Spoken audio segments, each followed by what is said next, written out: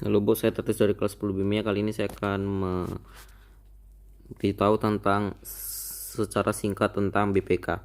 BPK atau Badan Pemeriksa Keuangan adalah lembaga negara yang bertugas memeriksa pengelolaan dan bertanggung jawab atas keuangan negara sebagaimana yang tertuang dalam UUD 1945. Adapun beberapa hak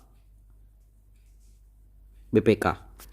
Yang pertama, hak meminta keterangan dokumen.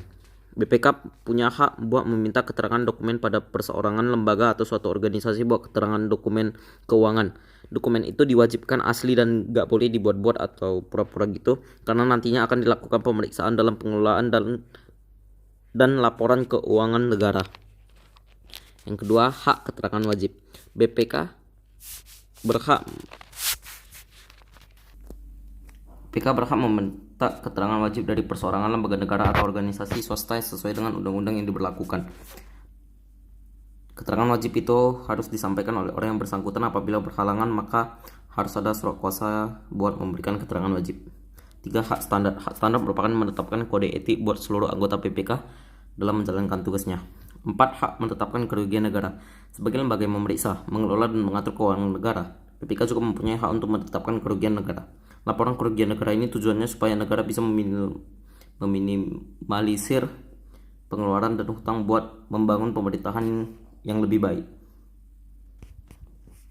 BPK membutuhkan data-data yang bersifat original yang dilaporkan oleh instansi atau lembaga yang bekerja di bawah pemerintahan itu buat menghitung, mengelola berapa presentase pemasukan dan pengeluarannya. BPK juga akan menghitung berapa tingkat kerugian yang akan terjadi kalau mengeluarkan dana sekian persen buat hal-hal yang sangat penting atau mendesak.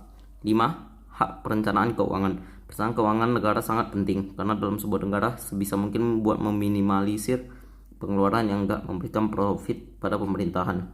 Selain proses minimalisir, pengeluaran juga bisa dimanfaatkan sebaik-baiknya agar dana yang ada bisa dipakai buat hal-hal yang menunjang pemerintahan dan meningkatkan sektor ekonomi. Fungsi-fungsi BPK. Fungsi yudikatif. Dalam hal ini, BPK berhak meminta tuntutan ganti rugi pada bendahara atau pegawai negeri yang bukan bendahara terkait perbuatannya yang melanggar hukum dalam melaksanakan tugasnya. Jadi berdampak pada kerugian negara. Kedua, fungsi operatif. Fungsi operatif yaitu fungsi secara umum BPK seperti pemeriksaan, pengawasan, dan melakukan penyelidikan atas kuasa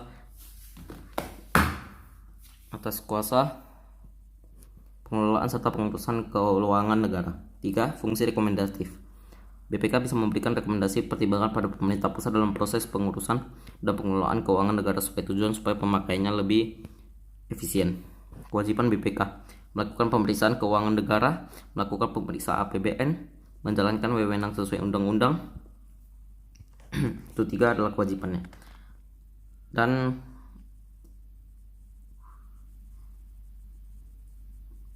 BPK yang berkaitan dengan UUD gitu. Dalam pasal 1 UU nomor 5 tahun 1973, lembaga tinggi negara yang dalam pelaksanaan tugasnya terlepas dari pengaruh dari dan kekuasaan pemerintah akan tetap tidak berdiri di atas pemerintah. Ini adalah pasal-pasal dari BPK.